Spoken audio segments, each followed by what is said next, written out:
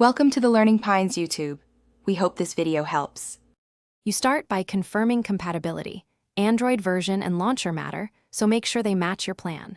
Once done, long press the home screen and open Widgets. Find the Google search entry and drag it to the desired spot. You're doing this now to lock placement before customizing.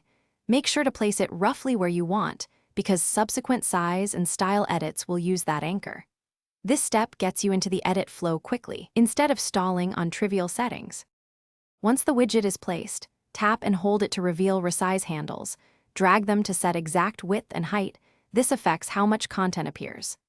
Next, open the widget settings to toggle voice search, predictions, and shortcut visibility, because those options directly change function and clutter. You can also pick a theme and adjust transparency to match your home screen. Make these changes deliberately so the widget balances aesthetics with quick access. Changes apply immediately, so test each tweak. To finish, dive into the Google app settings for language, safe search, and account selection. These control search behavior behind the widget. If you want extra visual control or gestures, use your launcher's custom tools. They let you override padding, corner radius, and tap actions. Once complete, test voice and typed searches to confirm behavior.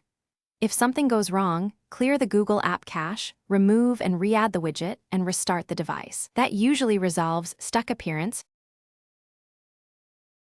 Thanks for watching. Consider subscribing if we helped you.